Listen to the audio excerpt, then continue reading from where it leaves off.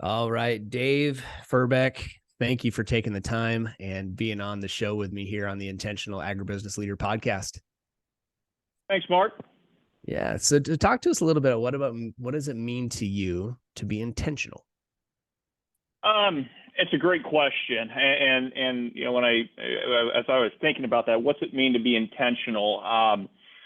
I try not to go back and look for somebody else's definition. I try to think, okay, what does it mean to me? What is my definition, for something like that? And for me, it's some kind of a level of personal commitment. And that commitment can be a commitment to many things. It could be to a course of action, a strategy, a way of thinking, or even a set of values. It's a commitment to someone or something that impacts how you see, how you act, and how you impact the world around you. And that world can be your customers, it could be the team that works for you, it could be your counterparts in your peer level group, but it's some level of a commitment for how you're going to engage, and it's got to have relevancy. It's got to actually impact what you do, what you say, and how you act. It can't just be something passive. It's got to really impact and drive behavior. So that's to me is what intentional means to me. I like it. I like it. And I love that last piece you added about being relevant. Do you have a litmus test or some way of determining what's relevant to you and what's not? Sure. Yeah. And boy, that is a really good question. For me, it's got to drive me forward to something. I don't like to invest time or invest resources for the sake of investing resources. I want to be moving forward to a goal, to a purpose, to something. And that's one of the things I've spent a lot of time, especially in this part of my career that I'm in now, is being very overt and dedicated towards what my business, what my team, what I'm trying to accomplish. Being very overt with especially the objective part of objective strategy tactic. Because I think if I do that, it's really easy for either my peers to say, hey, I'm on board, or no, I'm not on board, and here's why. I can support that, I can't support that. Or my team to look at it and say, hey, yeah, I'm with you, I'm right behind you, or nope, I can't get on the bus, and here's why. And that helps me a great deal. It's so imperative, right? And I see a lot of leaders that we work with through our various programs who struggle to be to keep those boundaries right around. Sure. And so like when if you visualize a river, when the water's flowing through the channel between the banks, good deal. It's a useful river. You can float barges up and down it. But once that water starts to get full and starts to slop over the edges and starts to get out of control, right, all of a sudden, I mean, it becomes too dangerous. You can't run things up and down it. And so you have an ineffective use of that channel. And, we look at a lot of people the same way. They don't have that filter or that sort of litmus test that says, hey, this gets to, be a part of my game plan and this doesn't. So I think that's very intentional. I would like to see more people do that. And I think one thing too, especially when you're earlier in your career, at least I know, I was, and maybe folks, matured more quickly than I did. But, when at times in my 30s or late 20s or even early 40s, there were times I would try on, okay, this is what I think I'm supposed to do, or this is what I think, we're supposed to do as a company, or this is, and I think this is how I'm supposed to do it and maybe I'm, getting that from a leader. Maybe that leader is a good leader. Maybe that leader is a bad leader. Maybe that leader is a good leader in a bad situation based on the culture of the company. Right. But sometimes maybe it wasn't me. I think the big thing with being intentional is it intentional for you? Are you committed to it? And are you in a place with a company and a culture that allows you to be that way? And if you're not, you got to go find the right place for you. But that's the good thing is as you get experience, you kind of find your place where you really need to be, and you avoid the places you don't need to be. So that's a drastic oversimplification. Yeah, well, we could tell people that a lot, right? So we get into a coaching situation. One of the things we work a lot on is clarity. So being clear is a leading indicator to us of of long-term success? Are they clear on what they're creating? Do they know? Could a salesperson actually describe to me their compensation plan? Can they describe how they make money? Can they describe their process for how they get go from 0 to 10 with a customer, and a customer not knowing who they are to doing business at a partnership level? Do they have a process? The unfortunate answer in most cases is no. Yeah, I right? agree with that. I agree with that completely. Yeah. So, but we can, from a leadership perspective, we can help people get more intentional by helping them break down that process little by little, understand where are some of those boundaries, what is relevant, what's not relevant.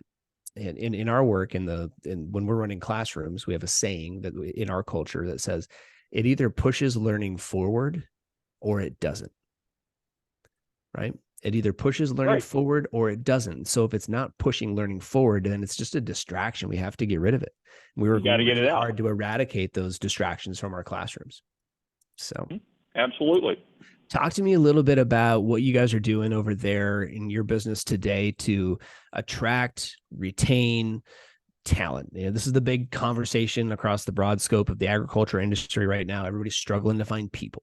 So what are you guys doing to attract and retain over there? You don't have to give away any trade secrets, but we want to know what are some good intentional practices you guys have? Well, and I'm going to be a little bit authentic here, maybe a touch vulnerable here. I work for a privately held company, and it's a great company, a company I truly enjoy working for. It's a great place. If I would be critical of it in any way, shape, or form, I think traditionally with a privately held entrepreneurial type company, there is a very strong emphasis in hiring for cultural fit. Hiring for, and I kind of over dramatize it. Okay, do I like this person? And if I like this person, if I like them, I'm going to invest the time to train them and develop them into the kind of salesperson or operations person or transportation person that I want them to be. I'm taking a little different spin on that and working with my team to do a little bit more.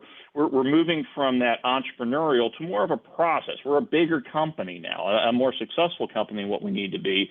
And instead of hiring for fit first, we're putting a stronger emphasis on skill set, hard skill set. What are the hard and soft skills and values that a person needs to have to be successful in this company? And we went through one of the Downey courses at Purdue back in May, and really helped my team a great deal working through identifying those skills that they need, the hard skills and the soft skills, and being very intentional about, as we're going through the interview process, not only does this person, do we get along with him, do we like him or her, but does he or she have those hard skills and soft skills, and are there hidden skills that we need to be identifying?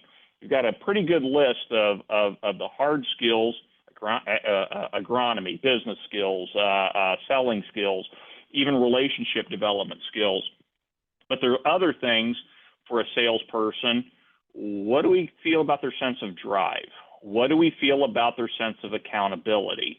Those are things that are hidden that you probably better have an understanding of. We look for sales managers, not just sales representatives.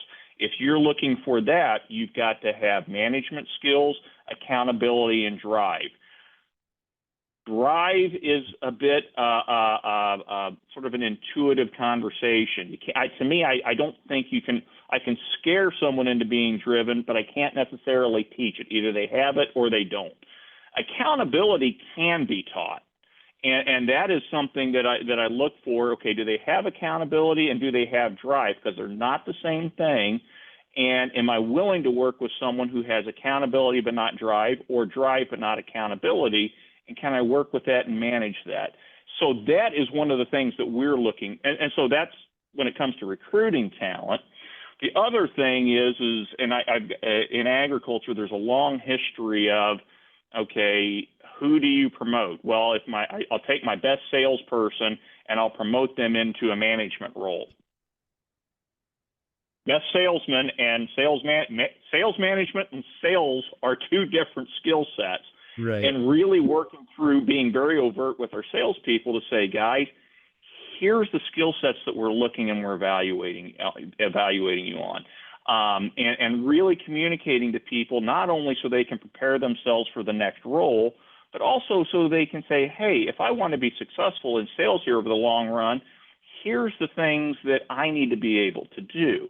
Here's the things that I need to be able to develop, and I need to hold Dave or Dave's RSM, regional sales managers, accountable for helping me develop those skills.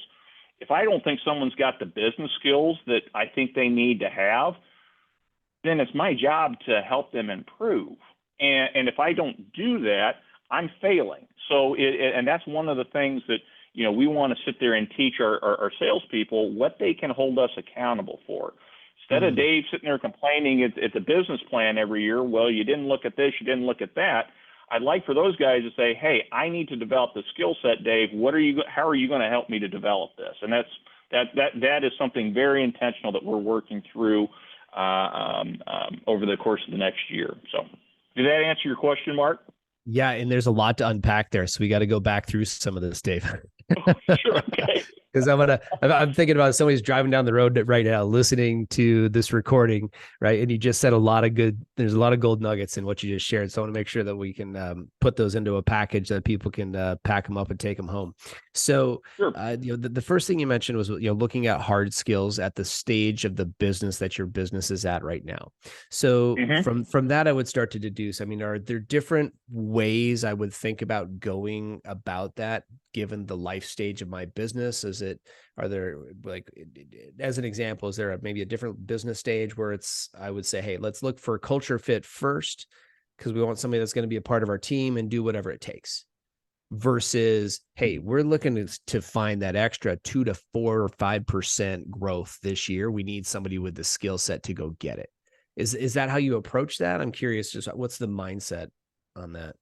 So that's a really good question. Okay, I am sure that where you sit depends on where you stand on that whole conversation.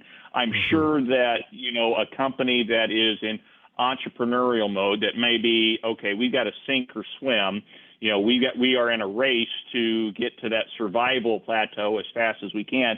They're going to be in a different situation than someone else. But I will also say that as you, let's take an entrepreneurial or a startup company, as that startup company progresses and it moves from, okay, whatever we can do to grow, to suddenly, okay, we need to become more stable. We need to become a little bit more predictable for our customers, for our markets, for our people.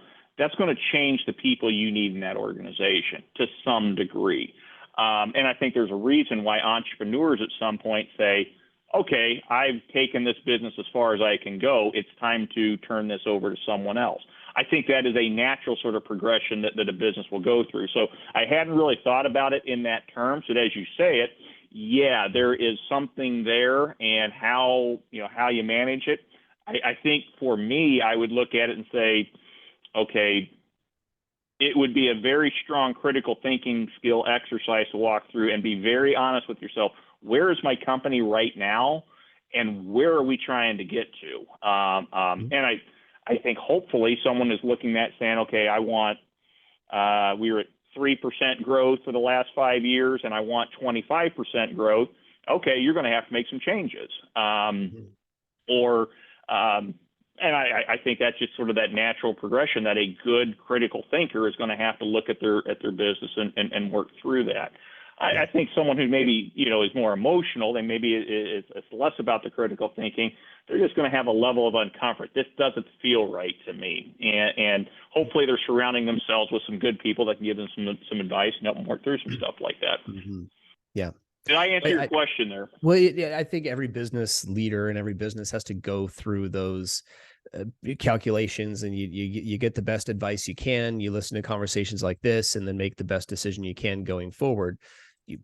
Culturally, you may have, and this is coming to another one of your points, you might have somebody who really fits in the culture, sells the heck out of it, right? Does a great job. Maybe they're an agronomy salesperson pushing 12, 13, $14 million worth of inputs every year. Yeah. Great salesperson. And I've seen the mistake, and you've seen it too, time and time again. Hey, the next best way for that person to make more money, because that's what they want to make next. Like they want the next level of what's possible from a salary standpoint or an income standpoint. Let's put them in charge of 10 salespeople. And I Yes. just I mean, I get it, because that's maybe you want that person to then infuse the other 10, but that person who's operating at that level, in most cases, guys, is doing it unconsciously. There's some Yes. things they do that can't be taught. And you can evaluate that and look at what are the different skill sets and some of the things they do, and you try to teach those to other people. But there are some people who just shine. And please, unless they really have a knack for being a sales manager and they meet not just like your culture, but your objective, like the objective needs of a good sales manager, now you have to go get 3 more salespeople to cover for that one person to be a sales manager. You're exactly right. And the one thing I would come back to it, and like most people, my career started with American Cyan, like most people, like a lot of people, I started with American Cyan in the early 90s. And AMSI did a great job of taking college kids, training and developing them, and giving them a territory, and helping them go out and run. And I was a good salesperson. On my best day, I was a very good salesperson. I've had the ability and the privilege to manage some truly wonderful salespeople, and I was nowhere near their level. On my best day, I was pretty good, and I was effective, and I grew my territory. I doubled 2 territories, and yada, yada, yada. But I was never motivated by sales the way I've seen some of my best people be. I've had salespeople that, could sell a huge deal, one day, and the next day they'd be talking to a 200-acre soybean grower, and they'd call me up and say, "Hey, you would never believe this sales call I went through and what I did here and and you could tell the energy that they got from this small soybean grower." Yeah. And I'm like, dude, I was never that guy, and I never will be that. But from a sales management standpoint, I can be pretty damn effective. I am very effective. And those great salespeople probably aren't going to be really good sales because they think that everyone's going to be jazzed up by that sales process the same way they were. And that's just not the way it works. Yep. So absolutely. I'm 100% right there with you. The same way in, granted, we run a training and coaching business for agribusiness. In the beginning, I thought I just want to be a trainer. I want to be the guy on the stage. I want to be the guy running the classroom. And then I got to a point where I was doing that, 100 days a year. And you start to look around like, man, somebody else should really be doing this too. And also I realized like my joy now comes from sitting in the back of the classroom, watching my team perform in front of the classroom, which frees me up to go work on the sales systems and build this business into what it gets to be over the next decade. Right. And that's great. And that's so much more fun for me to watch. We've got a new sales guy on our team as of right now. He's new anyway. And man, I mean, he has been putting more appointments on my calendar in the last 2 weeks than I probably have done by myself in the last 6 months. He just gets off on getting on LinkedIn, finding people we can talk to and getting them on a call. He is the best I've seen, and he loves it. Yeah. Okay. So I'm incentivizing for that. Now I'm gonna have to go find another salesperson that can do what I can do because I can't handle that call volume for very much longer. And isn't it cool? Like when you have that ability to see the playing field just a little bit differently. Some people love the structure of the sales call and being out there in the field doing that. And some people can just see the chessboard a little bit differently from a managerial perspective. And then you got some real chess players that are great CEOs. Right. Or vice presidents of large companies. I mean, there's the intentional leader is really okay in my mind about being who they are and being in that role and putting the right people, because one of the things we talk a lot about, by the way, is how do we let go of those things as a leader that I'm doing right now that I think only I can do. Exactly. Right. Exactly. And one of the things that I got to a place in my career when I honestly believe this. You hear high school guidance counselors say this all the time. I do think that everyone in the world has something that they are unique, special at. And whether it's big, whether it's little, there is something there. And I was probably in my 30s, going through the MBA program, when I really figured out, okay, here's what I'm good at. And I was at that point, that is the point in my career when I finally said, okay, I figured it out. And I started to unlock better opportunities, and opportunities not just that I was successful in, but things I enjoyed and things that I could go to place. And if you find something that you're good at and that you enjoy, and places where you can utilize that, you're going to be successful. I mean, you can't help but be successful, but it's finding that right culture, that right place, that right role. And the quicker you, quote unquote, know who you are, know what makes you special, the better off you're going to be. And hopefully you've got some good bosses or some good managers around there that help you figure that out, and you don't get yourself locked up like I was in my 20s. Well, I think I want to be this guy. Well, you need to worry about being Dave, not worried about being that product manager or that salesperson or that CEO. So, yeah, absolutely. And I think there's a really good lesson there that you're for sure scratching the surface and a little bit more on with your personal example. And that's, a lot of us go into a role, and I see, maybe I'm a young salesperson in a company, and I see the way that Dave's been doing it for 20, 30 years. And I don't, I feel a lack of certainty because I don't know how to do that. How do you walk onto a farm or into a sales situation with that level of certainty? Like, I mean, you can't mimic that, right? That's earned. That certainty is earned. Okay. So unfortunately through failure, by failing, you figure out how to do it right. Yeah. Yeah. And so, Dave was somebody who just stuck it out. Right. But right. Earned it.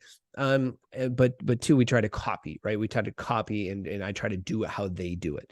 And there are certain things, right? There's certain, if we're just talking sales and, you're in a sales leadership role, so we're talking a lot about that today.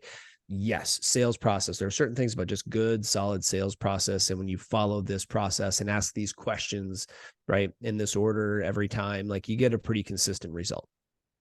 Okay. That stuff can be measured. But then there's you within that question, right? There's how you ask it. That's different.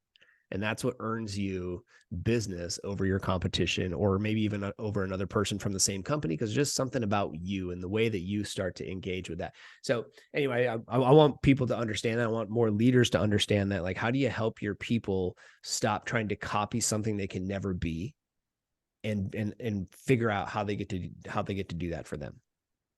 One thing, and I'll just pair it on to this, and I am a strong proponent of business planning, and I to me that's something that's pretty core to what I do and how I manage, and within the business planning process, with my sales team, I've got lots of different personalities, and most salespeople don't want to do business planning. They find it confining. Some really like it and do it exceedingly well, but a lot of folks don't like to do it. We put a lot of, at the company I've been here 6 years. We've done this for 6 years now, and we've improved the process every time. We've really narrowed down the process to really distill it to its essence. And no matter what social style a person or business planning style that one of my salespeople has, there's about 3 or 4 ways that we make people document some things. And the folks have said, well, you fill out this template that you gave me, Dave, and it's about 40 different slides in a PowerPoint deck, but you guys only really focus on about 8 or 10 of these slides. And I say, yeah, because the other slides are homework. If you do those slides, if you work through it, there's about 3 different ways you can get to where I need you to get to. And if you do those slides, if you're this kind of person, you'll do it here. If you're a different kind of person, you'll do it here. If you're this other type of person, you'll do it from this direction. And it helps us get then down to what are the 4 or 5 things you've got to get done this year. That's really the majority, where you're at, where are you going to, how are you going to get there, and what resources do you need? And it's those 3 to 5 things is really what we're looking for out of that business planning process. And we've kind of got it to a point now where it's redundant and it's easy. Guys just fill the stuff out. We'll help them get to where they need to get to. And that's something that we put a lot of work into in our business. So I think it's so essential, right, that we take time to actually go and work on the business for a minute. Mm-hmm. Even if it's a sales, I mean, you're maybe not in a leadership role, but you are leading within your customer base and within your 15, 20, 30 Absolutely. customers, however many that is. Like, you're still the king and queen of that dominion. Agreed. So, Agreed. you know, but you know, let's be honest, a lot of people get just caught up in the doing of the day to day, and they're always do, and they're working in their business but never on their business. Mm-hmm. Right, or rarely, not as much. So I applaud you guys for making an intentional effort to do more of that. I'd like to see more folks do that and then do it well. I know a lot of people try, Yeah. right? They try, but they don't get the follow through on the on the salesperson's end. So, and a lot of times it's you know, having some authentic conversations and, I don't know, failing forward. You're not going to bat 1,000% or, you know, 100%. So when you fail, improve it for the next time. So you betcha. Yeah, that's good. Evolve it. Okay, so we're gonna start heading towards the last few minutes here. I want to bring it in for a landing. Do a bit of a speed round with you, Dave. So, what's been a big hurdle that you've personally had to overcome as a leader? What's one of the biggest hurdles? Okay, this is going to sound terrible, but bad leadership. Whether it depending upon where I've been in my career, what the company was, just working through, especially earlier in my career, thankfully not where I'm at now, but other places in my career, working through bad leadership, either a division manager or a CEO giving conflicting direction, not knowing where I fit into the plan, not knowing you know, what I'm empowered to do, what risks I can take. You know, those are some of the biggest challenges that I've ever had to work through, because you never know, are you on solid ground? So much of it becomes relationship and politics. And to be frank with you, I don't thrive in highly politically charged environments. I like objective truth much better than subjective truth. And so, and in a publicly traded company, you can get some of those weird things happening at times. I figured out how to manage it. I figured out how to live within it. But usually the biggest challenge I've ever dealt with is markets go up and down, supply challenges, all that kind of crap. Sometimes it's hard work, but the leadership and lack of good leadership, you never know when that problem is going to end. You never know when that person who's creating that dysfunction, okay, I see the dysfunction. Does the rest of the business? Am I the odd man out? That's the thing. You just never kind of know where you're sitting. That's the thing that's probably kept me up more nights than anything else. Yeah, sure thing. Great answer. What's been one of your biggest wins as a leader? I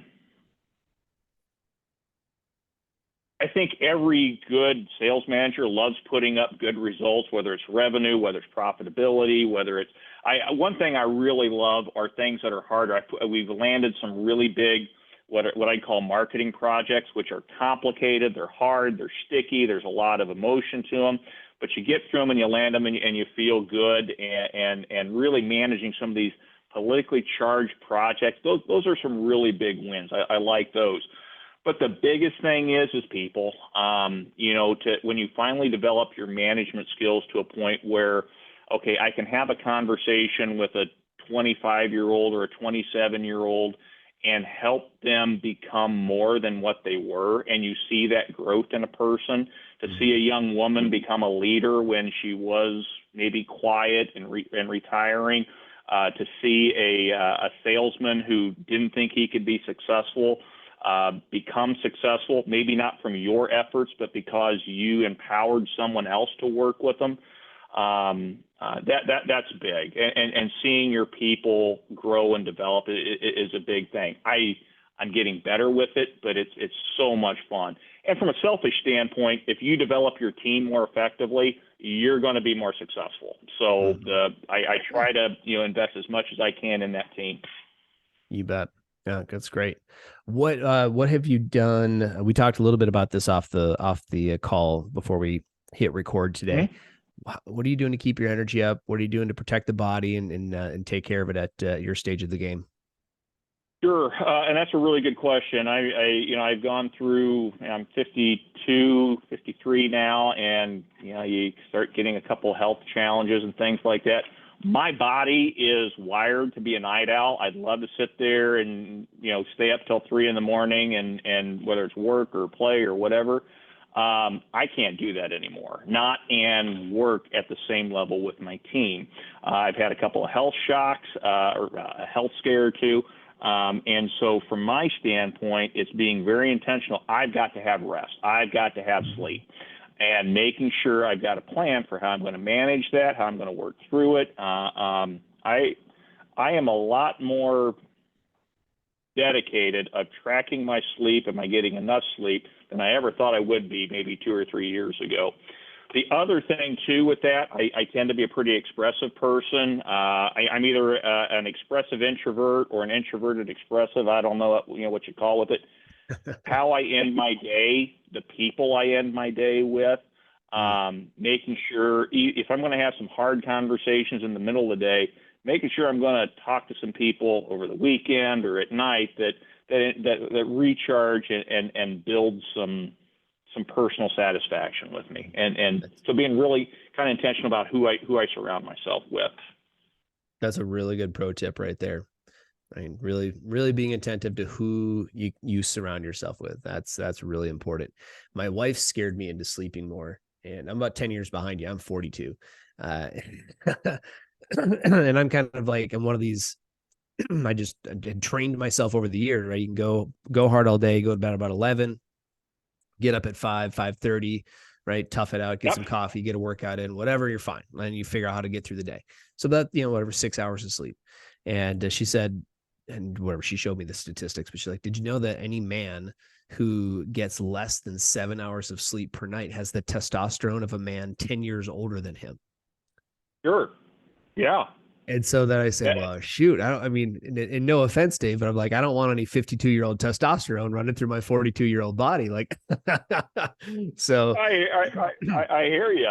Yeah. The other thing for me, from my standpoint, I went through the summer. I had a whole bunch of stuff, a lot of personal life changes. We were selling a house, buying a house, and I ran myself ragged.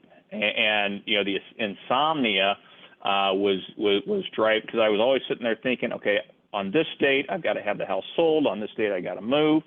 And I mean, hell, I was going to sleep at 10 o'clock and waking up at 2 a.m. just wide awake and couldn't go back to sleep. Yep. And I had to go back through and be, they talk about, sanitizing your sleep schedule. Don't be on your iPad sitting there looking at, I don't know, Facebook or whatever before you go to sleep. Don't be on your phone. You cut out the caffeine. Hell, I drink caffeine all the way up until 10 minutes before I went to bed. I don't do that anymore. Wow. But it's no wonder you like staying up all night. You're jacked up on caffeine most of the time. I would be. That's exactly right. And you kind of figure stuff out. Says, okay, dude, hey, there's other stuff you can drink before you go to bed. Have decaffeinated iced tea instead of regular iced tea. So I don't know. I'm let's just say I'm 52 years old, but I am growing. I am evolving as a person. So you betcha. Well, good for you. And like we were talking before, I think it's important for people from a leadership perspective. Part of our definition of intentional leadership is understanding the weight of how people see us do our jobs, right? And there's a coach of mine like 10 years ago told me, he's like, your kids are not going to do what you tell them to do. They're going to do what they see you most commonly do. Yep. Right. They're not going to do what you tell them to do. They're going to do what they see you most commonly do. And so I always keep that in mind as a parent. And then, but it also plays into leadership in the business setting also. Sure. Because you're setting the bar, right? You're setting the bar as a leader. So, okay. Last question. I think this will be a good one to end on. For you, how important is vulnerability in creating an intentional work environment? To me, okay, that's a great question. Vulnerability. Vulnerability, just the term scares the crap out of me. And I'm a Gen X guy, I'm not vulnerable. Okay. To me, whether you call it vulnerable or whatever, if you say vulnerable, that's a challenging term to me. If you say be authentic, to me, that's less, it probably means about the same, but for me, authenticity is critical. To be able to share with someone, okay, here's the situation that I'm going through. Here's why your results aren't what we need to be. Non-judgmental, but being authentic. If I sit there and I'm working with a salesperson or a sales manager, and I can be authentic with them to say, okay, your results aren't where you need to be, and here's why. And it's not just Dave complaining, hey, I need more out of it. I need 20% more. But it's got to fit into something. It's got to fit into a narrative about the business, rather than just, hey, if you're always sitting there saying, hitting the more button, that's going to wear out after a while. If you can point that back to, we need this out of you, or we need this change because here's what it means for us down the road, that authenticity, I think, is really, it's critically important to someone. I also, have gone through, and I talked a little bit about some health issues. I sat with my team and I talked about, I at one point, folks knew I was going through, some health stuff. They didn't know what was going on. I sat down and I was really authentic. I said, guys, here's what I'm dealing with right now. And was that vulnerability or authenticity? I don't know. But I let them know what I was going through, what where I was going to get through, and how I was going to get back to normal with it. And the people looked at me and says, hey, that feels really good. You trusted all of us enough to say, here's what you're going through. Here's the end to it. You think you're in good shape. It was a good conversation. Was I scared to have that conversation? Oh, you damn right. I was terrified to have that conversation because I don't like being considered, considering myself weak or scared or anything like that. But it was the right conversation I had to have at that time with them. And I'm glad I did it. Yeah. Yeah.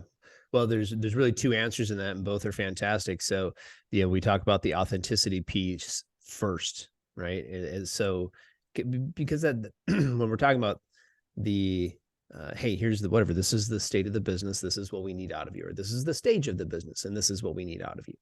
And here's how you're stacking up against that. That's a very vulnerable conversation, because sometimes that's a tough conversation. I think we would, right? There's courses, right, on how to have challenging conversations with people. Right. And then, but that is that creates a vulnerable environment for both you and them, as the leader and as the person receiving the feedback. And then on the flip side, we're talking about like, hey, I'm going through a rough time right now, and you don't need to know all the details, but here's what I need you to know. Yeah. Right. And that's exactly it. And if you can have that conversation with them, and they realize that you can do that with them, it's probably going to go a long way for them having that same conversation with you. Because there's times when you'll have your best salespeople and they're just off. And it happens with every good salesperson, and you don't know what's going on. Do they need to share, hey, I'm going through this medical condition or this life change or something like that? No, they don't. It's not your business. They don't have to share that with you. But if they trust you enough and that they know that they can, you're going to be in a lot better position to support them and to help them through what they need to get through. So I think that's an intention really summed up from a leadership perspective. If you got a 32-year-old guy or gal in your team who's got 3 kids, 5 and under at home, I mean, what I'm asking of them might be just a little bit different, or how I approach them, because chances are they're not sleeping. Exactly chances are they're running, right? You get somebody who's in my age group and we got, kids in high school, chances are he or she is running, you're closing it down at 4 or 5 o'clock, and then you're running to volleyball practice and you're going here and going there, and you got to do all the things. Right. So we'd understand when there's a little bit of extra stress, on their life. And so it's different at every stage, and just good to know, I think, and be in conversation with people. And Jim, it's just the chances are you got somebody on your team that's going through divorce, probably several. Yeah. Or about to get there. Right. And that's just statistically true. I'm not making it right or wrong. It's just statistically, you got that. And that person's probably going to struggle for a bit, because if that stuff's falling apart at home, that's on their mind all day while they're working, and they're just physically and mentally and emotionally more tired. Absolutely. You And cannot separate that. you think about, and I think in agriculture, we do a good job hiring veterans. I think traditionally, I think agriculture is a place that really does a good job hiring veterans.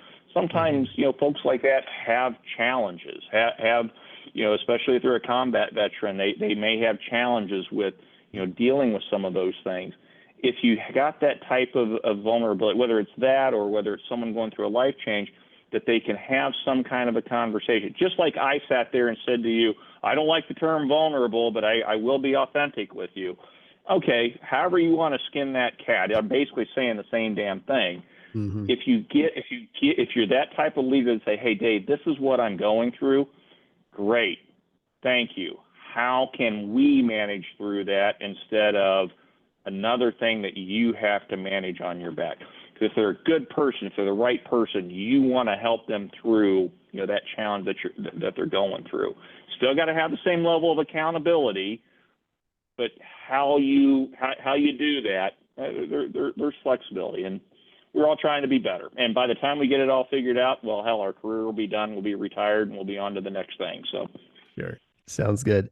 Well, Dave, I appreciate the time. Thanks for being on here and sharing your insights and wisdom. Very cool to really get into a conversation around.